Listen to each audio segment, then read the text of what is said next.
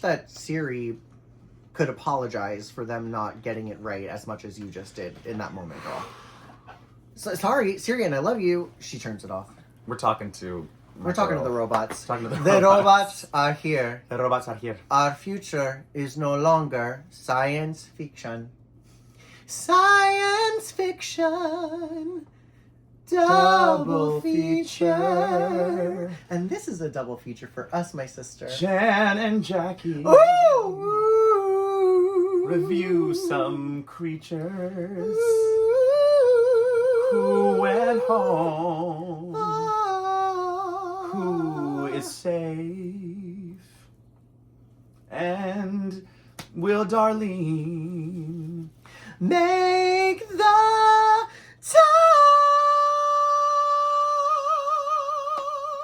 A lot of things opening up on Broadway this week, Jackie, in previews. But before we get into those things, thank you for tuning in to another episode of My Sister in Drag. I'm Jan Sport. I'm Jackie Cox. We're in drag. And we are in drag. This is a big deal. This is a double feature for us. We just did brunch at the Lori Beachman with Keisha Carr and Jarvis Durrell, Community, and it was awesome. We had so much fun. It was really, we had such a great time. fun. If you are in the tri-state area, we actually had people from out of the country come. Yeah, we did. Today, I know we have some visitors who are already planning on coming. We have our big Easter brunch coming up. So a couple days after this pod drops, make sure if you are in New York or anywhere near on Sunday, you come to our Easter brunch. We have some oldies but goodies we're digging up, and we're having a lot of fun. It was fabulous. It was amazing. It was really fun to be together. It really was. And it was just kind of like one of those things where, I mean, when we were doing the show, the last time we did it was in 2020.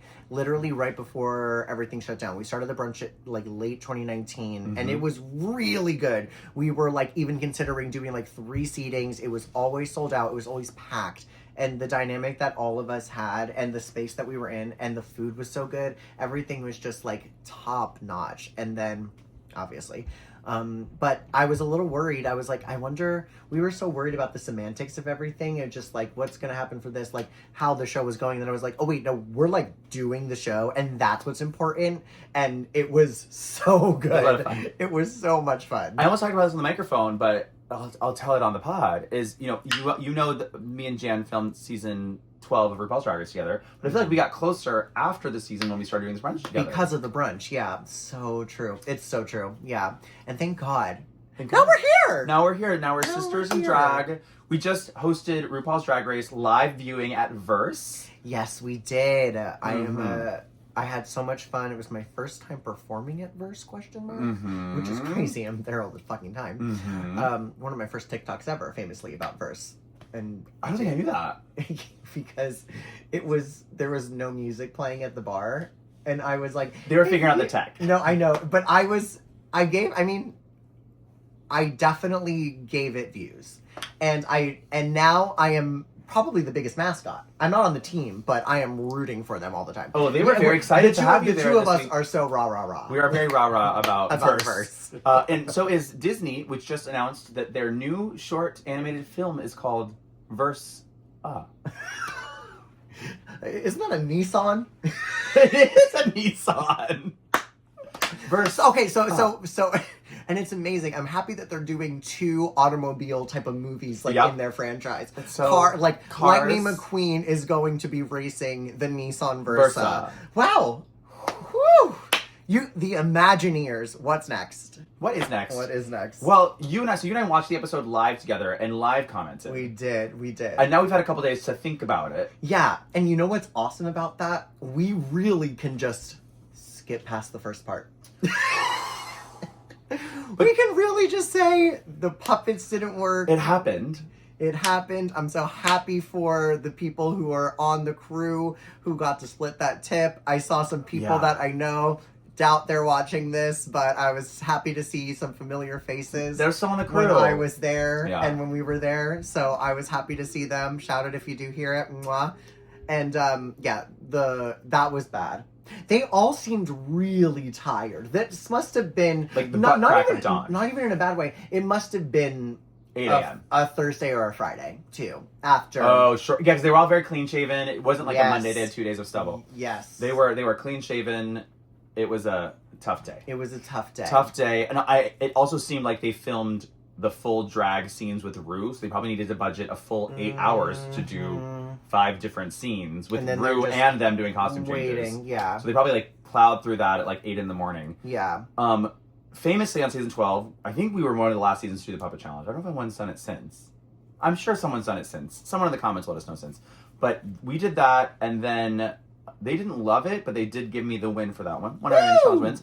But the very similar thing to season 12 was we filmed the reading challenge, and I mentioned this before, and they cut it. Cut the reading challenge, and it was very similar to what happened to this crew, except rather than like keeping it on camera and being like, this was so horrible, we're giving it to the crew, they were just like, this was so horrible, we're not going to air it. We're not even going to mention it. Stop That Train official teaser trailer is up on Jackie's, what is this called, an Alexa? The Alexa show. The Alexa show? Yeah, she's listening the whole time. Up. Whoa. She's listening the entire time. As they're targeting us.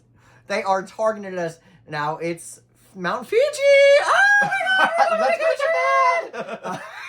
We're going to Japan. Dude, I wanted to announce to you. You didn't want to do it in front of Keisha at the brunch. I wanted to let you know that we're going to Japan. But Keisha and Jarvis, we're all going. Work. Oh, the 4 of us in Fiji, please. And doesn't Keisha speak Japanese too? I don't know, and I can't wait to find out. We'll find out next week. Holy shit. Amazing. Oh, I forgot. Oh, yeah, but, and like I did say live, I was like, you know what? Everybody on season 12, like, this happened right after I left. It was just like a big shift in the room. Everybody was so upset. Just like so much emotion that nobody was in the mindset to read each other. No. They were like, we just lost our sister, the biggest competition. Everyone. You were in competition. Everyone was just so sad to see me go, especially after I cried all the way home. Ooh. but you still know what? We rise. There were not tears tonight, even though a front runner did go home. Let's get into it. Let's get into it. Yeah, puppet challenge happens. No one cares. No one wins. No one has anything to decide. The girls decide amongst themselves who's going to be what and who's going to be whom. Which Karen. And I do think they unfortunately budgeted more time in the episode for them to have that conversation than they ended up getting content for. And so we ended up having a RuPaul masterclass. An extended RuPaul masterclass giving them advice and feedback about their improv choices for their scene. So the thing about this Karen, she's a little naughty and a little mysterious. Like, it was like, what are we doing? Like, they spent so much time on it as if it's like a science. I love they are teaching this. Somebody is majoring Karen studies at NYU Gallatin right now as we speak, and RuPaul gives the foreword of the class. When she points at Juicy and goes, and I'm worried about you. I'm worried about Heidi. The entire bar was just like, oh! Like, imagine that happening to you. She was pointing Ru to you. Pointing at you as if it was Tatiana's finger. I'm worried about you. Great. Oh, I would have been shook. Juicy's been getting picked on. I'm gonna say, like, I was impressed that Juicy was able to hold her own in the challenge so much, knowing that, like... I feel like also, though, too, RuPaul kind of did a good thing, which was, in a way, light a fire under her ass a little bit. I think that she can go into that and feed off of that, being like, let me show you. And I thought that she started us off. Let's just go into it. She started us off. Juicy did the Karen with the parking spot. Mm-hmm. I thought she was really funny. When we were together, the bar was really enjoying it. I think what was interesting was that Juicy wasn't so confident in herself and did, like... She has made that lunch money joke like 3 times, and I was just like, what is she going to do in this challenge? But I thought she did a really good job, and everybody was like surprised and happy for her. I loved the physical comedy of her going over the fence thing. That was awesome. That was funny. And then her getting hit by the car when she's going to get the license plate. Like, that was all so good. Like, I thought everything that she did was funny. Juicy in big hair gets the job done. Go off, girl. Yeah, it was her Mrs. Cummings from the Brady Bunch movie, RuPaul wig, that she won the comedy challenge. Exactly. That wig, girl, never get rid of it. Never get rid of it. That's your good luck wig. Oh, I hope you wear it in the finale, girl. Oh! No, I gotta check the shot. Oh, no. Let me fix it. We were so excited about Juicy. Sorry, everybody. I'm kicking and screaming right now. Oh my god, now you're gonna see my quotes. You gotta turn the light, too. I kicked the light this way. Hold on. Yeah. Oh boy. Wait, hold on. I'm holding the light. You move the thingy. There we go. Wow. Oh.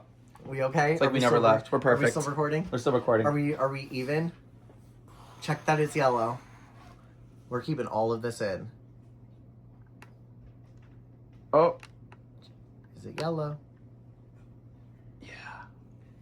Thank goodness.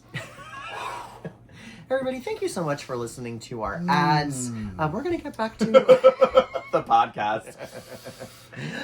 Okay, so Juicy physical comedy was great. I thought RuPaul, like... Big choices. Love big choices. Big choices, and, like, nice to be... Because it's very easy for Karen to be, like... And they mostly are horrible white women. Yeah. So it was fun to have a different take on that. And that was smart. I thought it was really smart. I loved it. Good job, Juicy. Darlene. I did really enjoy Darlene. I thought that this was funny. And you can tell that they were both having fun with each other, which I think was probably the best part about their... They were having a lot of fun with They were having a lot of fun with each other. And also, the budget for the set. They got a cash register. They had racks of potato chips.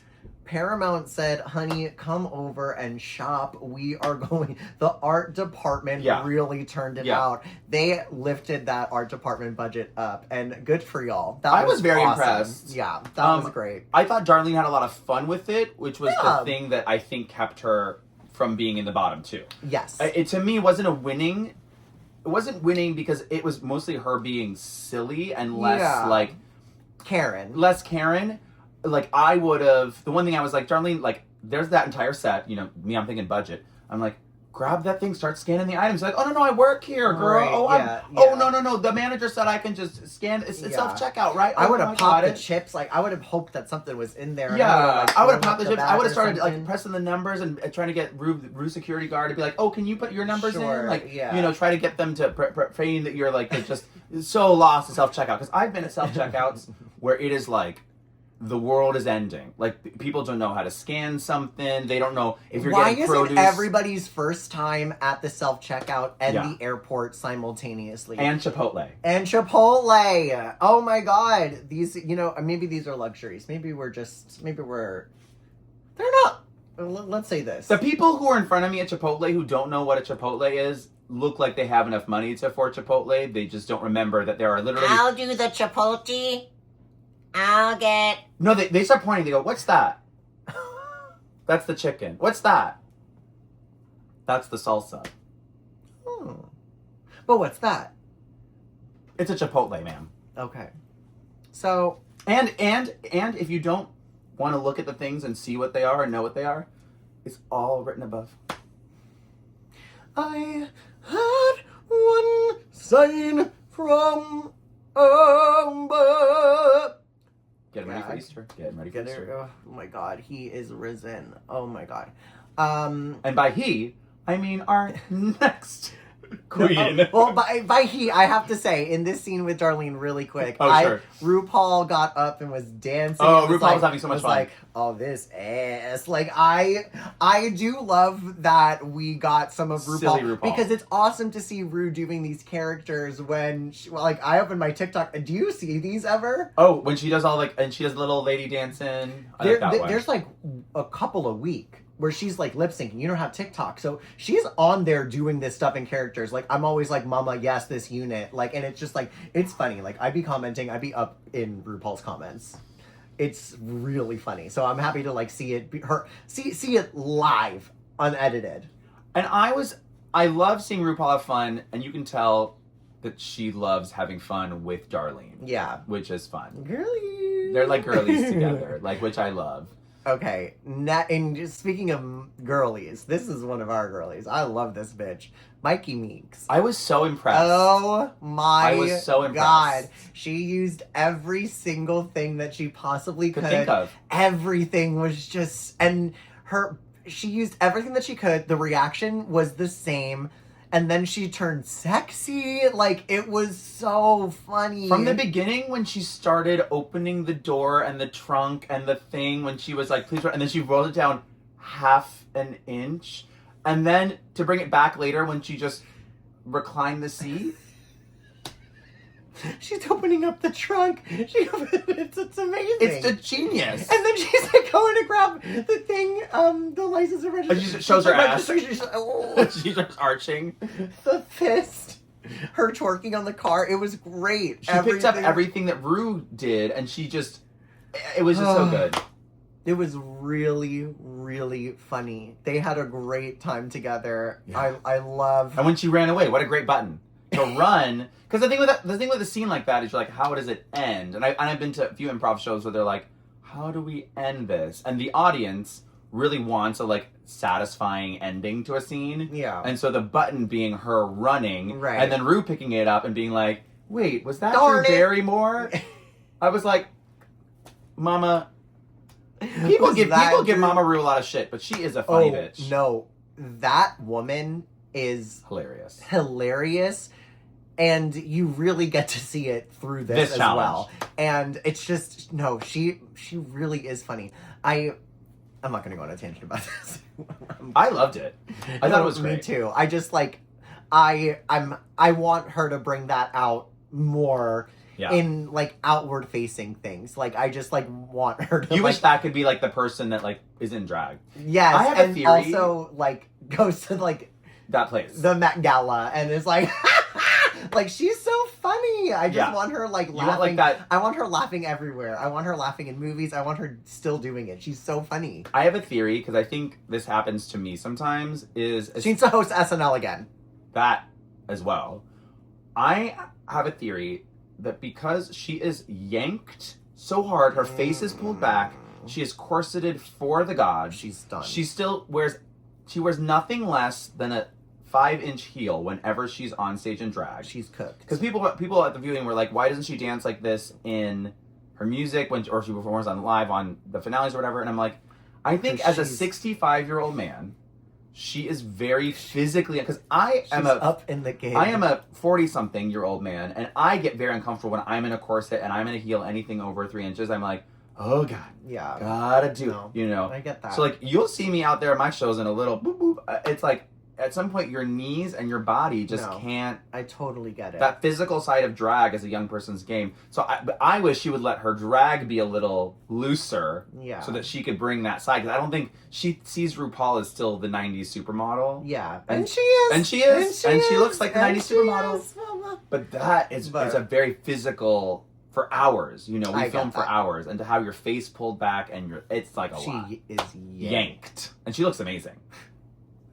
When all of you get to see RuPaul in person in drag, your jaw will drop to the floor. Literally, I think that is. It's coming back to me right now. I'm like, holy shit! Like the first time that we saw RuPaul in drag, I was like, it really is, and like it's kind of like when you're turning the corner to walk the runway. Yeah, it's the first time you see her. Gag. All right. Anyways, let's talk about a gag. Let's talk about a gag. Because coming off of Mikey, this is her first time episode, the bar was kind of getting the energy up. Yeah. Mama, after that first 30 minutes...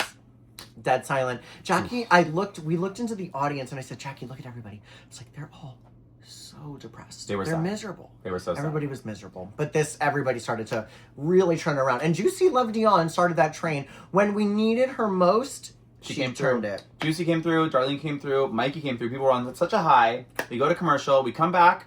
We're very excited. Here's our girl. Jane Don't. Gonna kill it. Let's go, Jane. This is one of the most talented comedians we've ever seen on the show. One of the smartest queens we had on the show. Great point of view. Always looks incredible. Always looks amazing. Beautiful. And comes up a little bit short. And this was one of those scenarios where, again, it seems like we're grading on a curve. It seems like we're grading on a curve. It seems like if this had been Juicy doing that performance, sure, they would have been like, "You did it, girl." Yeah. But Juicy made. No, I'm not saying Juicy wasn't funnier than Darlene. I'm saying that if Juicy Love Gianna had done the exact same performance as Jane, I think they're grading on a curve, and I think Jane disappointed Rue and Michelle, who have seen her every week. Famously, the best track record in Drag Race history. And roll the tape back to season 12 when I said, "What's the first rule of improv?" Yes. And which is very difficult in a scene when you're in a fight because your instinct is to go no but. So this is where we have to get into the theatrics of it all. I think that Jane was really sticking to the plot line and the character of no, no, no, but Rue was kind of dropping these things that she should have been like, yes, and so what if I'm 250 pounds? You're 300 pounds. You know what I mean? I think there was a lot of there was some that she could have given back for sure. That was part of it, and then I do think it could have been bigger. I have to say, out of all of the women that I see on TikTok that are freaking out, it's like the ones that are the craziest are the ones in the airport. Like, I would have been throwing the stanchion. I would have been picking up the phone. Yeah, I would my have cousin's been dying. The world is ending. Yeah, I would have been up against the door, like banging it with my ass, like. Right.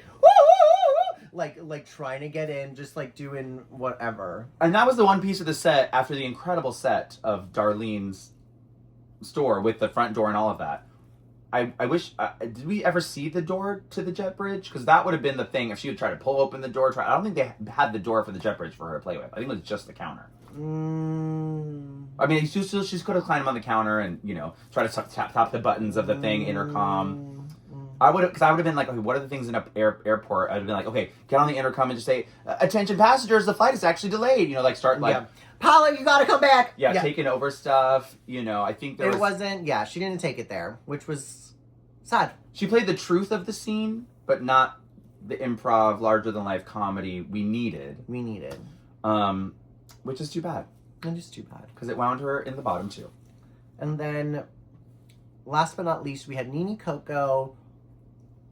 Neighbor Karen, the HOA Karen, and this gave a little bit like similar to her, like the No Girls, like the like the voting, the drag yes or no's or whatever. Yes, it was kind of the political challenge. Yes, of course. Yes, of course.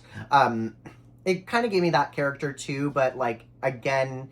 I wish that she had really taken it there. It just didn't seem like she had enough in her arsenal to throw out at her. Yeah. Back to Rue. I don't know. I feel like she could have really been I'm gonna evict your ass. Yeah. I don't think it ever got that serious. The stakes were never really that high. I had this experience similarly in the political challenge on season 12 where I kind of stuck to... I'm a Canadian politician trying to infiltrate the American political system. Yeah. And the critique I got, which was so smart, from Rachel Bloom, starring now in Stop That Train. But wait, Bloom. I have another lipstick. Was you have to kind of add another level and another level. You have to build, you have to kind of structure out the comedy so that it goes somewhere. Which Mikey's was a masterclass in that. She kept doing different things. Different tactics. And I think Nene and Jane to some extent just kind of stuck to the one thing, and it's a 3 to 5 minute scene. Yeah, you gotta build up a storyline and kind of create a little arc. It becomes, as an improv challenge, it becomes a little bit. You have to do a bit of homework, kind of come up with an arc, come up with different things you're gonna do. You're exhausted. Then when you get in the room with Rue, you have to kind of play off of whatever she's doing, and she'll play off of you. I think Rue was a great scene partner to all 5 of them. Yeah, she showed up, mama. And it was tough. Yeah, it was tough. That was sad.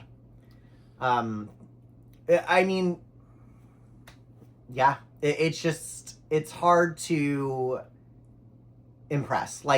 That is the other thing too. It's there's no underscoring. There's no energy. You're in this big warehouse and every camera is on you. Yeah. Everybody's looking at you and it's dead silent in there. And it's you and RuPaul. It is intimidating no matter how many weeks you've been there with her.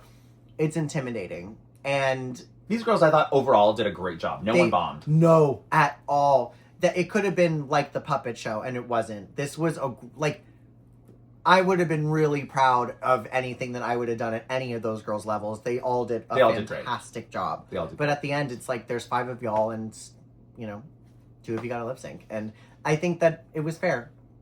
I definitely think that the 2 who lip sync was fair. Well, let's get to the runway, because I've mentioned this last time. They are putting these girls through it. The ringer. Yeah. Because, last week I was so gagged that they had to do another movement runway. Yeah. After they had an earlier movement runway, and now then they had the windblown runway. I know. Then this week they had to do a reveal runway. Oh, I forgot my ring. It's okay. Which is...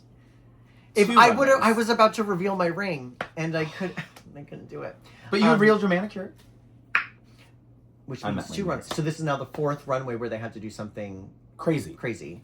That's a lot. That's a lot of runways, and these girls also don't have RuPaul money. Like they have not worked in that way. Like I was, overall very impressed with the level of quality of this runway. Exactly, that was really good on all of their parts. It was fun to see different silhouettes on people too. Like I loved Juicy's. I thought that was like unexpected for her, and I thought that in a way she was one of the more like I followed her story more, but I also am like, she did explain it very well in her confessional. Yeah. But it was... The little cat was cute. Yeah, the Cheshire cat was really cute, and the Alice was fun. Like, I thought she did a good job. And it fit, I think... Wholesome to fulsome. I will say, I don't know if... And none of them really took... Well, some of them took it. Some of them took it. I would say the next 2 runways were actually my favorite. You didn't like the next one as much, which was Darlene's runway. We have a bit of a thing. So I do agree with your point that Darlene revealed it too fast. Like, she walked out 1 step and then revealed. Like, and I feel like they tell you, like, when you get to the end of the runways when you should do the reveal. Mm-hmm. Like, walk all the way down, then reveal. They got all the cameras on you. And then do the side to side. It was just, like, a pair of Daisy Dukes, a white, like, tee, and then just, like, piss. And then, like, a glitter mullet piss that she wears, that, like, we've seen, and then, like, fun boots. Like, it was a good Darlene Mitchell, like, look, but... I don't know. Like, it was just so simple. It was very simple. As someone who has been to the Folsom Festival in San Francisco, don't look at the videos. I never took videos there. But I did go. It is very much so kink forward, and the outfit was also very evocative of, like, San Francisco in the 70s. Sure. That kind of, like, white tank top, short denim cut off. Yeah. It felt the most. It felt time and place. Felt very Folsom, which 70s is why I to don't me. hate it. Yeah. But I just like, and I guess how do you judge that? I don't know. But I don't know. To me, it's like maybe do like Carrie, and instead of blood, it's just like piss, like pouring all over you. Yeah, like that's where I'm like, I would want to take it there, but that's not her drag. And I'll say this, she looked great. And I think. Very limited. I won't take that away from her. She looks great. And very limited on how much liquid you're allowed to pour, I think, on the runway, because they get freaked out. They do get freaked out. You can leave a little bit. Oh no, but I don't mean like actual like piss. I meant just like a bucket on top of your head. Like the Raja. Yes. The Raja Carey look. But like piss. For piss. Hmm? But wait, room. We have another runway. We have Mikey Meeks. Mikey Meeks. I don't know if her first look was very wholesome, like to be a big, like, nebulous rose. Yeah. I didn't know if that was like the most wholesome look, but I loved how much it contrasted with her next look, which was like the dominatrix. Yeah. And the blood reveal, I like the storytelling of blood reveal. Yeah. The like, oh, I pricked my finger, now I'm into pain. Mm-hmm. And then the one reveal that I actually was surprised how much I really enjoyed was the bouquet of roses turning into a whip. Yeah.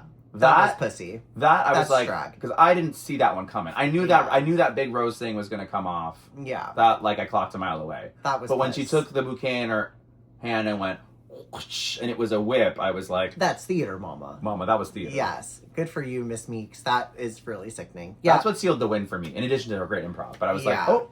And then she turned it on the runway. Yeah. Next up, we have Jane Zounce. And, the mug is always so good. Ebenezer. She had... Ebenezer. She had, what is this wig? Very Winifred Sanderson. But, like, horizontal. Yeah. Like, it was like horizontal like this to Winifred. Yeah. I'm like, well, what is that? I don't know. I'm thinking of something, but I can't think about what it is. Anyways, I like this. I thought that it was cute. I think Jane always looks great. The proportions were good. But again, I just wasn't like, I don't think it was enough. I don't think it pushed it there to just like, to me, it's like you went to... Literal. Like, yeah, too literal. And put some stones on it. I also don't know if the two looks had much to do with each other than like, I guess when you're in an old-timey nightgown, you walk around with a candle. Is that what connected the two looks together? I'm trying to tell you. Because that was one thing I was like, oh, you know, the first three they kind of went together, and then this one I was like, oh, these two looks are just like, oh, there's one look that, yeah. Yeah. No. Yeah. She went from holding the light to holding the whip. Last, but not least, but controversial, we had Nene Coco. Nene Coco, our Texas queen, representing the great state of New York. The great city of New York. Isn't she from Denver? I thought you lived in Texas. Mm-mm. She's from Denver, doll. Who's from Texas? This ain't Texas. Woo! That's all we can pay for. I don't know who, but I know it's not her. I know she's not from New York. I know that much. I know, no, she's definitely not from New York. I will say this. She showed up, and you know what? Our culture is not your costume, Nene. No. I will say, I thought that I liked the idea of the copper Statue of Liberty into the verdigris green Statue of Liberty. Mm-hmm. You know, famously, the Statue of Liberty, when it was sent to us by our sister Nikki Doll in France, arrived beautiful copper color. They're always so nice. And then over time, it's become the shade of green that we now associate with Lady Liberty. Yes. So I thought that was a cool concept. Yeah. I guess if I'm being really, like, literal, if liberty represents freedom and kinks are freedom of sexual expression, you're that, like, French woman doing the math problem right now. No, I'm literally, like, carry the one. Then I guess the Statue of Liberty could equal kink. What do you think? Tough to say. Tough to say. I mean, if it's that, do we have confirmation of if it was that cerebral or not? Or do we just take it has to, I don't know why you would be the Statue of Liberty at a kink it's kind of like maybe it's the costume festival. she had. Sure. Maybe she had that costume. She had that costume. I did love that at the beginning she looked like one of those people that's in, like, Times Square asking for a photo. Yes! And then she absolutely was giving Baby Bop Teletubby at the circuit, like, at Coachella, like, none of it read kink to me. Neither of the looks looked kinky to me. No. I know it was like a harness or whatever, but, like, with the like, you know, famously no wig. So with the cowl and the spikes, it was like Baby Bop. Yeah. Triceratops. Triceratops, mama. Yeah. I did not get kink. I did not get kink. It was not giving kink. It's not was it giving kink. It was not kink. It was not kink. So I think with those two being probably our least favorites in both categories, yeah, I think it makes sense. Yeah, in both categories, and they're in the bottom. Now, I dropped to the floor at verse when I heard that the lip sync song was Garden of Eden. When I heard the I fell to the floor. I was so excited.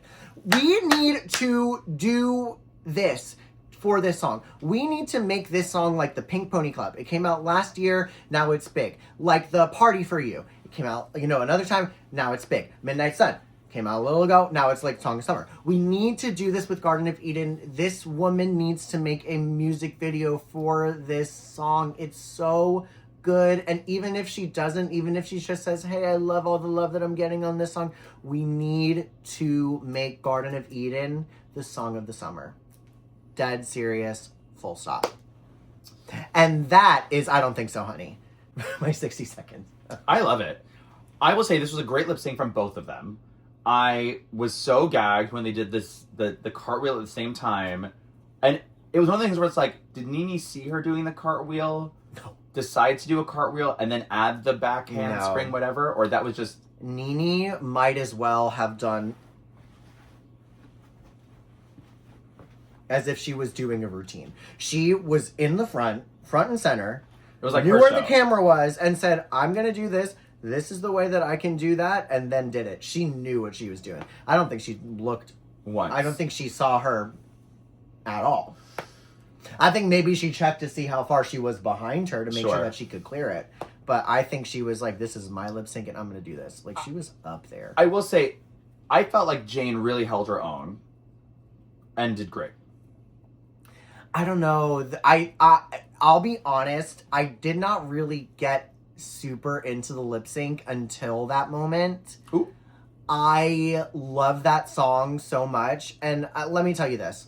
I've lost all 3 lip syncs on my seasons, so take all of this with a grain of salt. But I just have such an affinity for that song.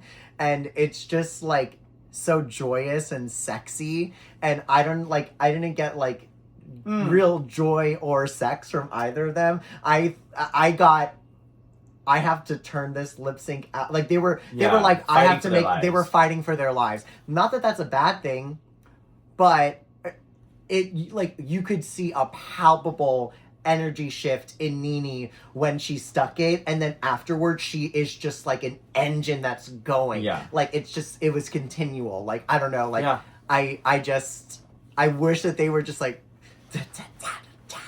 like, I don't know. And I liked it. I like both of them. I will say, I think both the audience at Verse and the other queens were very surprised with the result. Yeah. Literally, the girls looked the most shocked they've looked all season. Yeah. Nene looked shocked, and Jane looked shocked, and the bar literally gasped. I mean, so then the question is, do you think if she didn't do that trick, she probably would have gone home? It's a good question. It's a very complex trick, and she executed it flawlessly. Yeah. And this show loves the theatrics of that. The nerve. Well, this goes back to what I said last week. I was like, is the show trying to troll us? Are they trying to get us talking? Like they did last week with, Michelle and the family resemblance thing. I don't know. Regardless, let me say this. This is the best thing that could have happened for both of them. Jane goes home. Everyone's upset because we think that she deserves to be in the top, which she does. She deserves to do the finale. That Absolutely sucks, and she was robbed of that. And then, at the same time, you can't be mad at Nene because Nene's been doing great this entire competition as well and killed that lip sync. That trick was insane. And they both walk away from that situation winners. And that is something that I think is, although, like, it sucks for Jane in that moment. Like, because Jane, I really think, could have had a big shot at winning. And maybe she can live with what would have happened, what would have blah, blah, blah, blah, blah. But everyone, like, from a viewer perspective, from a business perspective, everybody is gonna want to see her do more. I do. Mm-hmm. So I'm excited to see what she continues to do. Well, she just announced her tour with Hard Candy Events. Amazing! Friend Daniel Cole. Shout out to you, Daniel. Shout out to Hard Candy Events. So I think she's going to a bunch of cities. I'm assuming the Midwest. So I love it. Jane, you fucking rock. Congratulations on being the only bitch in the cut to have a track record as fierce as yours. Incredible. You are amazing. All of your looks are incredible. To do that on your first season is Kukarach. See ya on the road. See ya out there. And hopefully, now that with all the Gina's girls, I hope we see you at the rodeo, girl. Oh my god, the rodeo girl would be so fun with Jane. I would love that. Me too. That would be amazing. Really, I mean, what an impressive queen. She really slayed it. Yeah. And let's talk about our winner. Our winner, Mikey. Yeah. Diva. Mikey, congratulations. At this point, it's hers to lose. Woo! It is hers to lose. It is hers to lose. She has skyrocketed. This competition is hers to lose. I've been consistently impressed. I love Darlene and Nene and Juicy, but it is hers to lose. It is, yeah. She's really, really come such a long way. Always stay true to herself, which I think is awesome. And she just continue. I feel like she's trying to make herself laugh too and having fun. And like, I'm happy for her. Go off, Mikey Meeks! Congrats. And congrats to to Nene all on of the girls. lip-sync. Yeah, and Nene, congrats to you on Congrats the to lip-sync. Juicy. Congrats to Darlene. All this is a great top 5. Yeah, wow. And like, I wanted it for all, I do want it for all of them. I can see any of them winning for a bevy of different reasons, and they all deserve it. And I think next week someone still goes home. I think we're going on a top 3. Cool. I like the top 3. I like that. The only tea is that I don't really love the original songs. I do like the Lollapalooza, but I don't like it to decide who's the winner. You know what I mean? But hey, if it was going to be that, we got some bad bitches in the cut. Yeah, I was like, I don't know what the finale format is, so all will be revealed. Tom will tell. And we'll recap it right here on our podcast. Thanks for listening and tuning in. Yeah, we will see you guys next week. Bye. For my sister in drag. We're going to go get a cocktail. Period. And any liquor out there want to sponsor the girls? Oh, sure. Why the F not? Are we still recording? Oh, yeah. Thank God.